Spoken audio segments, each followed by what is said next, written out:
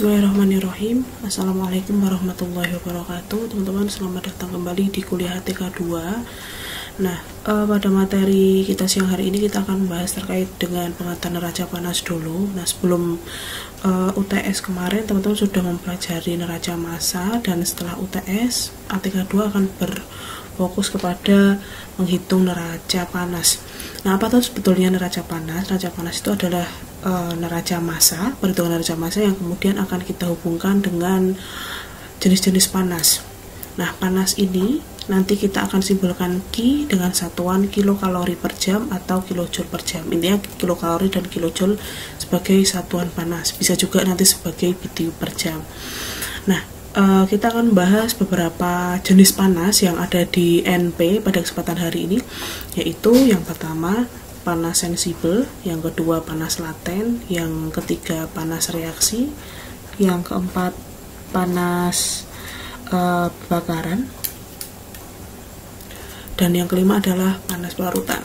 Nah, jenis panas di neraca panas ada sensibel. Nah, sensibel ini adalah panas yang berhubungan untuk meningkatkan atau menurunkan suhu. Nanti faktor utamanya adalah driving force adalah CP, sedangkan laten itu nanti lambda. Sedangkan untuk panas reaksi, pembakaran, dan pelarutan nanti kita pakai yang namanya entalpi. CP, lambda, dan entalpi ini teman-teman akan teman-teman dapatkan di referensi, yang mana dia adalah fungsi dari komposisi. Sekarang kita akan membahas apa itu panas sensibel. Pengertian dari panas sensibel itu adalah panas yang dibutuhkan oleh suatu fase untuk menambah atau mengurangi suhu yang ada di aliran yang sama, seperti itu. Nah, panas dan sensibel akan dimanfaatkan untuk perhitungan neraca panas di cooler atau heater atau heat exchanger satu fase. Panas sensibel akan disimbolkan CP dengan satuan kilomol per kilokalori derajat Celcius atau kilogram per kilokalori derajat Celcius. Nah, satuan ini akan betul-betul tergantung dari referensi yang akan teman-teman pakai. Nah, Q dalam hubungannya terhadap CP adalah kita kalikan dengan mol atau massa dan delta T.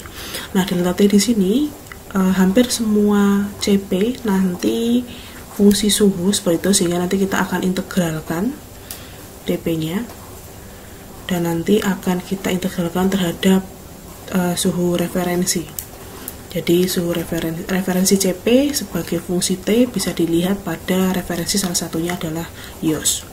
Nah, salah satu referensi yang bisa teman-teman gunakan untuk melihat data kapasitas panas di masing-masing komponen ini ada di buku YOS, Chemical Properties Handbook, seperti itu. Nah, di buku ini cukup jelas menunjukkan data-data yang akan kalian gunakan. Nah, di buku ini akan terlihat bahwa akan ada dibagi tiga heat kapasitas panas ini ya, berdasarkan fasenya, yaitu gas, padat, dan cair. Nah, gas untuk di YOS ini nanti ada 5 konstanta, sedangkan liquid 4 konstanta, dan solid nanti ada 3 konstanta. Baik, kita recap kembali teman-teman berdasarkan referensi CP yang kita lihat dari YOS gitu ya, bahwa fase padat untuk menghitung kapasitas panasnya terstatement 3 konstanta ABC, fase cair ABCD, dan gas ABCDE. Jadi 3, 4, 5 konstanta. Nah, jika kita tinjau berdasarkan YOS, CP di sini akan berfungsi sebagai A plus BT plus CT kuadrat plus DT pangkat 3 plus ET pangkat 4, di mana satuan dari CP adalah kalori per mol Kelvin, sehingga Q yang akan kalian dapatkan adalah dalam kalori per jam, seperti itu. Nah, karena dalam mol, kalori per mol Kelvin, maka rumus umum untuk menghitung Q jika kita menggunakan YOS adalah Q sama dengan integral N CP dt. Nah, T yang membatasi adalah T referensi dan T operasi. T referensi ini sebesar 0 derajat Celcius atau 25 derajat Celcius. Biasanya kalau kita menggunakan suhu proses di atas 30 derajat, maka suhu referensi adalah 25 derajat Celcius. Tapi jika teman-teman ingin memakai suhu referensi 0 derajat pun itu tidak masalah sama sekali, seperti itu. Baik, saya akan menjelaskan bagaimana cara mendeskripsikan integrasi hasil integrasinya. Jika semisal kita punya suatu cairan dengan suhu operasi 30 derajat, maka gimana cara menghitungnya? Kita pasang dulu suhu referensinya 298K dan suhu operasinya 30 derajat yaitu 303 Kelvin.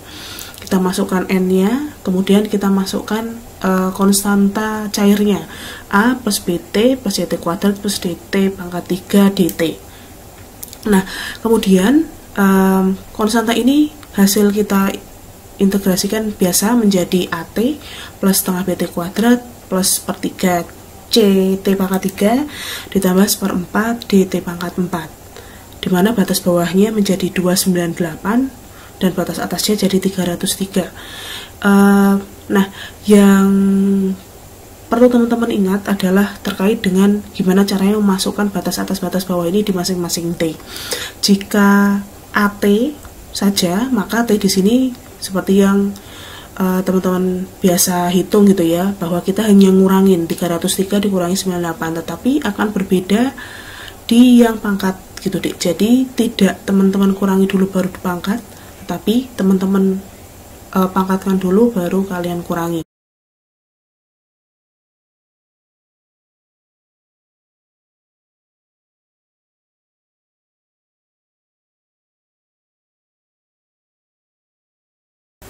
Nah, untuk mempermudah, di sini ada contoh soal. Hitunglah panas yang dikandung oleh 30 kg bensin murni pada suhu 85 derajat Celcius. Nah, sebelumnya teman-teman masukin dulu konstantanya. Dari kita harus lihat dulu fasenya apa. Karena dia bensin, fasenya cair, defaultnya, maka kita pakai data heat capacity of liquid. Setelah itu kita cari komposisi heat capacity liquidnya bensin, ABCD-nya ditulis di dalam data. Kemudian kita lihat dulu satuannya, karena yang diketahui di soal adalah dalam massa, maka kita rubah ke dalam mol, karena fungsi Cp dios adalah dalam mol, seperti itu. Jadi kita akan hitung, setelah kita masukkan data ABCD-nya, kita hitung molnya, kemudian kita siapkan suhu yang akan kita gunakan untuk menghitung Cp. Di sini 85 suhu operasinya dan suhu referensinya adalah 25 derajat Celcius atau 298 Kelvin. 298,15 ya Kelvin. Nah, semuanya sudah diketahui datanya, kita tinggal integrasi. Integrasinya seperti yang tadi dicontohkan di rumus utamanya, yaitu mol kita kalikan A, kita kalikan T op min T referensi, kemudian kita tambah B per 2 dikali T operasi kuadrat dikurangi T referensi kuadrat, kemudian kita tambah lagi C per 3 dikali T operasi pangkat 3 dikurangi T referensi pangkat 3. Kemudian kita tambah lagi D per 4 dikali T operasi pangkat 4 dikurangi T referensi pangkat 4. Nah, ini dalam kalori, jadi dalam kalori per jam, dalam kalori per jam, seperti itu. Nah, karena satuannya dalam kilomol, kita harus rubah dulu ke mol, sehingga kalorinya seperti itu panas bensinnya ya didapatkan.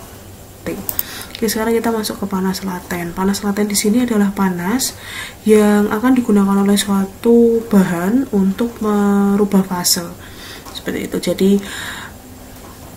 panas laten adalah panas untuk perubahan fase komponen.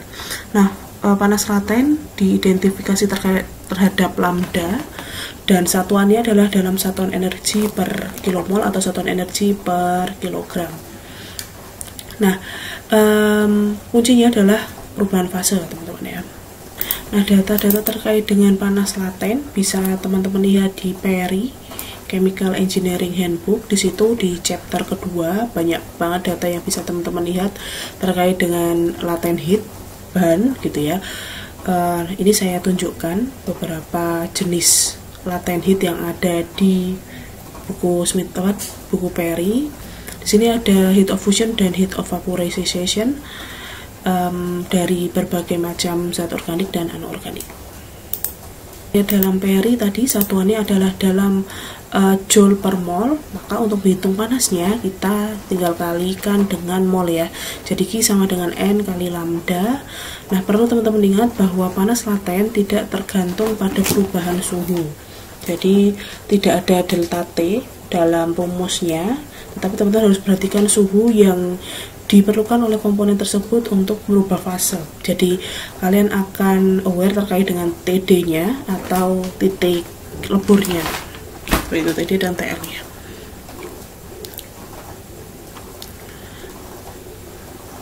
Nah, lambda dan CP ini nanti akan teman-teman manfaatkan untuk merancang vaporizer dan kondensor atau heat exchanger dua fase. Oke, kita sekarang masuk ke contoh soal pemanfaatan panas laten. Hitunglah panas yang diperlukan agar 100 kg per jam aluminium iodida bisa menguap. Nah, aluminium iodida adalah Al2I6 maksud saya. Nah, di sini kita tahu di data bahwa panas laten penguapannya adalah 15.360 kalori per mol dan PM-nya adalah 408 kg per kilomol. Maka untuk menghitung panas yang diperlukan, maka teman-teman harus hitung dulu mol dari aluminium iodida tadi, ketemunya 0,24 kilomol. Lalu kemudian kita rubah dulu ke mol, 245 mol. Nah, dari mol yang sudah diketemukan kita bisa hitung panas penguapannya. Tinggal N kita kalikan dengan lambda. Jadi dari itu nanti ketemu kalori, kita tinggal sederhanakan menjadi kilokalori, sekitar 3700. Oke, sekarang kita masuk ke contoh soal di mana teman-teman diminta untuk menghitung panas, tetapi dia ada beberapa campuran alirannya. Di dalam satu aliran itu ada dua komponen yang berbeda. Contohnya ya, hitunglah berapa panas yang terkandung dalam larutan C3COH 60% pada suhu 50 derajat Celcius. Nah, di sini kadar dari asam asetatnya hanya 60% seperti itu teman-teman.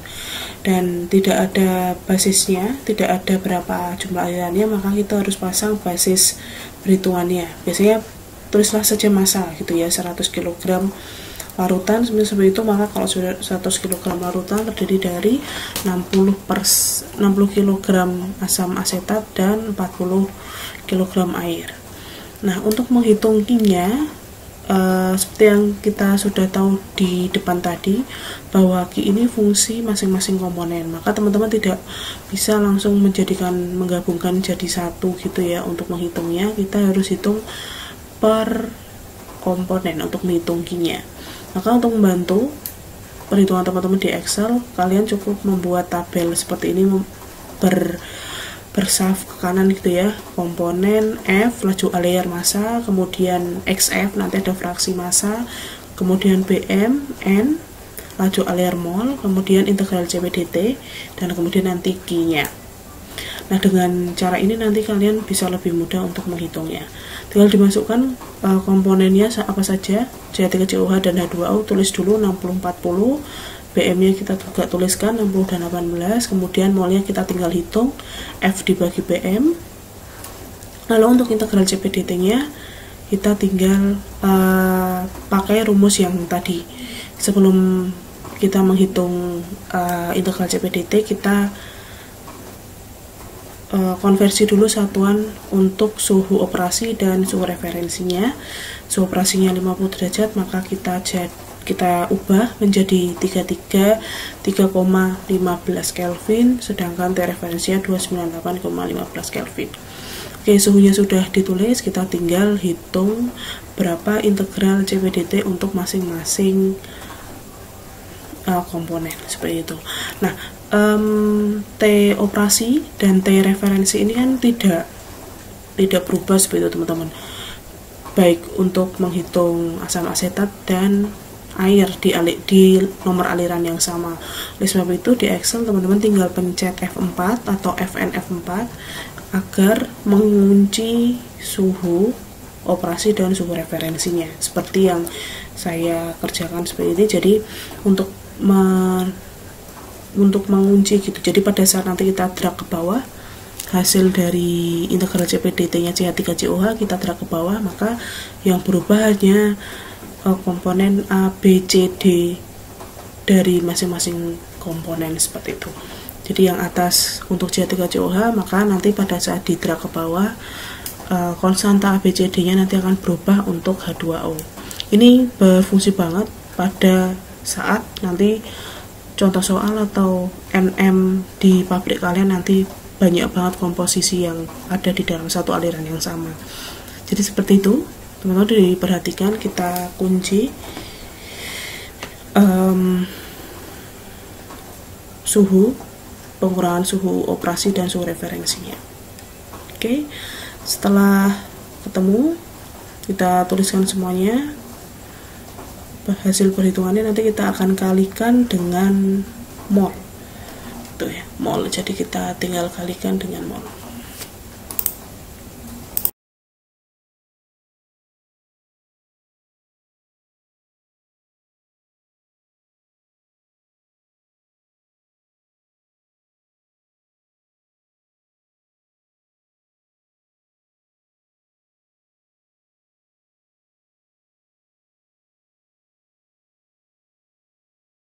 Nah, panas total dari aliran yang ada di contoh soal ini kita tinggal jumlahkan antara Ki CH3COH dan Ki H2O. Itu cara menghitung dari panas yang ada di suatu aliran dengan komposisi bahan-bahan tertentu.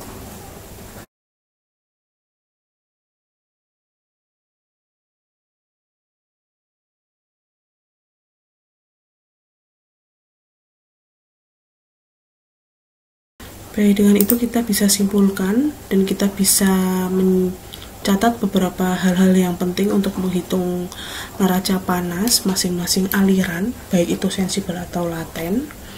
Jadi, jika semisal di dalam suatu aliran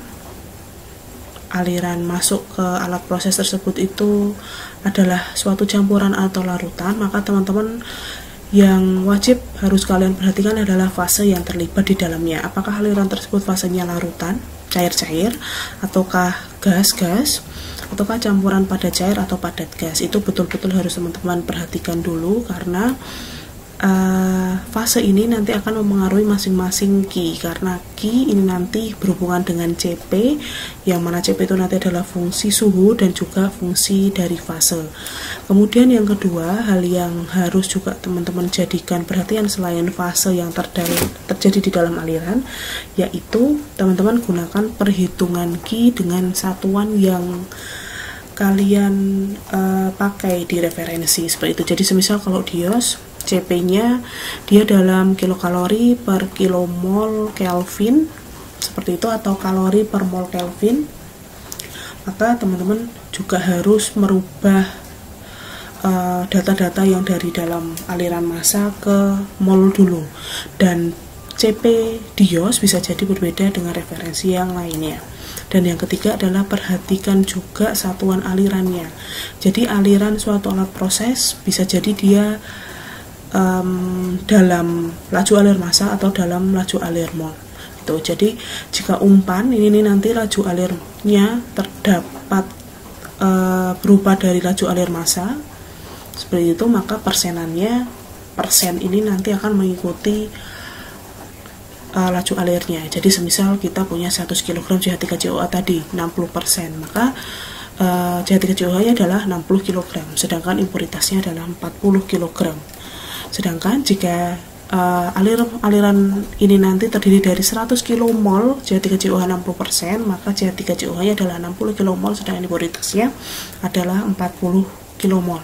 Nah, bisa jadi juga aliran ini tuh jumlahnya berapa nggak diketahui deh. Jadi kalian harus memasang suatu basis gitu ya, basis perhitungan. Biasanya 100. 100 bisa dalam 100 kmol atau 100 kg.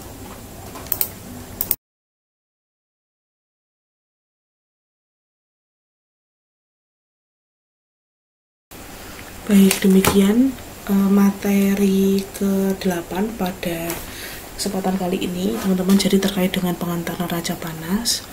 Nah, refresh kembali terkait dengan CP, lambda, dan entalpi ini akan penting banget buat teman-teman, karena untuk video selanjutnya kita akan mempelajari sudah kasus ke berbagai macam alat proses. Video selanjutnya kita akan menghitung dan kita akan mempelajari bagaimana cara menghitung neraca panas di heat exchanger dulu, karena memang perhitungan neraca panas itu sangat penting, terutama di heat exchanger. Sampai ketemu lagi di video selanjutnya. Harap teman-teman latihan sesuai dengan soal yang sudah saya berikan di Google Classroom. Terima kasih. Wassalamualaikum warahmatullahi wabarakatuh.